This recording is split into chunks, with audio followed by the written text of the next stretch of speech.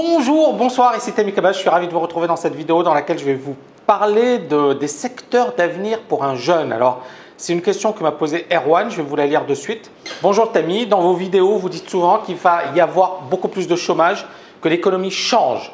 Dans ce cas-là, quels sont les métiers ou secteurs d'activité que vous conseillerez à un jeune qui va devoir choisir les études vers lesquelles il va se diriger? Merci beaucoup pour tout ce que vous faites. C'est une excellente question parce qu'effectivement, on se pose beaucoup de questions par rapport à ce qui va se passer à l'avenir, quels sont les secteurs qui vont émerger et l'économie va complètement être chamboulée dans les 10, 15, 20 prochaines années. Et je pense même dans les 5 prochaines années, on va avoir des bouleversements assez énormes. On l'a vu récemment avec le Brexit et on a vu ce que ça a provoqué comme secousse sur les marchés, mais également sur le plan économique, avec beaucoup de banques qui commencent à avoir peur, avec beaucoup de personnes qui se disent quel sera mon avenir. Donc aujourd'hui, il y a beaucoup de secteurs qui existent aujourd'hui, qui vont disparaître. Il y a également beaucoup de secteurs que l'on ne connaît pas, dont on n'a jamais entendu parler et qui vont exister dans 3-4 ans. On va parler par exemple du cas Uber.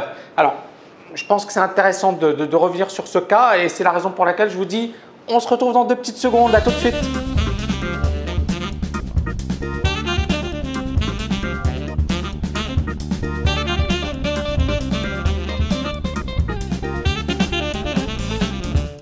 Donc on va revenir sur le cas Uber qui est intéressant. Uber, c'est quoi? C'est effectivement une entreprise technologique qui s'est dit la chose suivante, qui s'est dit bon, effectivement dans le secteur des transports, il y a un manque d'efficacité.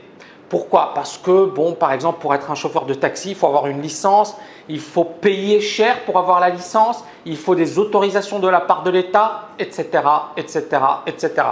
Et Uber s'est dit mais on a besoin de transport.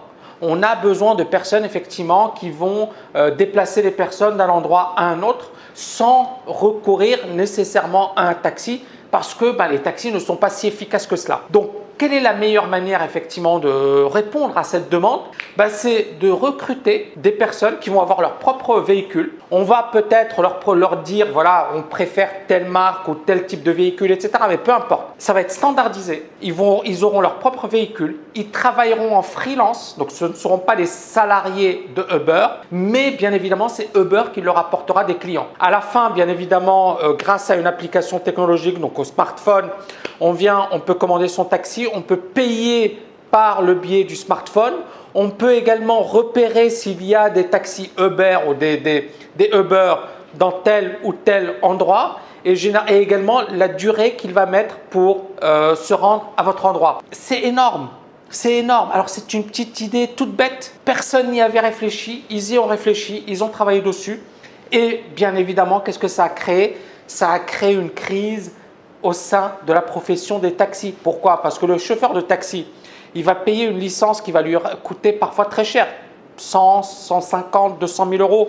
Je ne connais pas, mais grosso modo, ça doit être des chiffres approximatifs.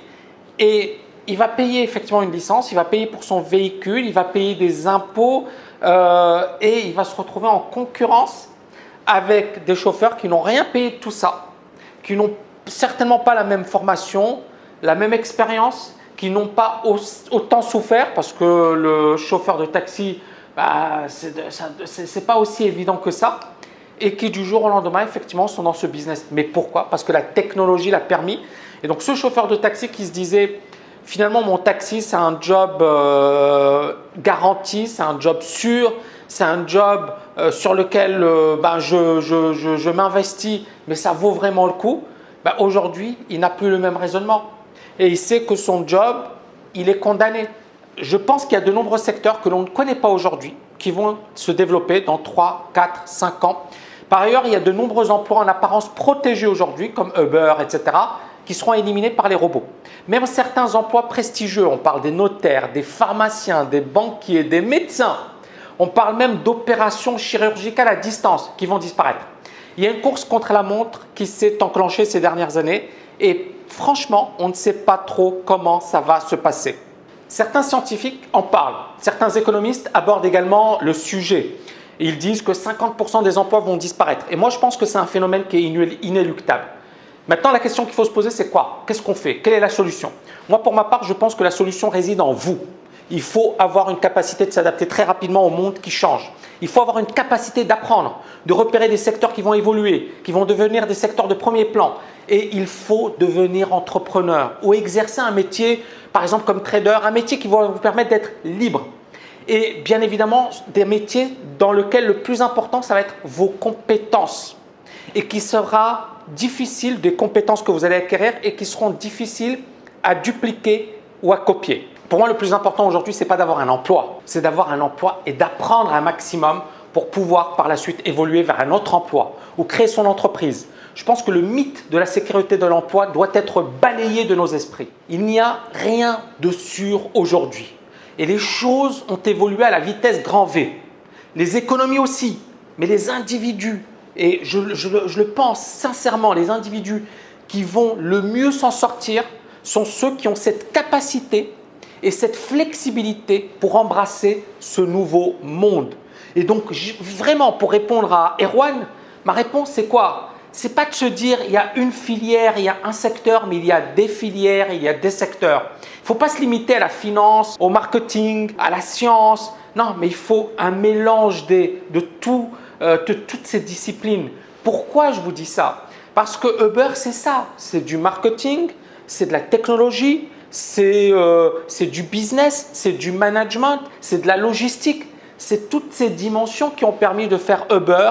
Et c'est là où on s'aperçoit que si effectivement vous restez figé, vous restez bloqué sur une seule dimension, vous aurez un problème.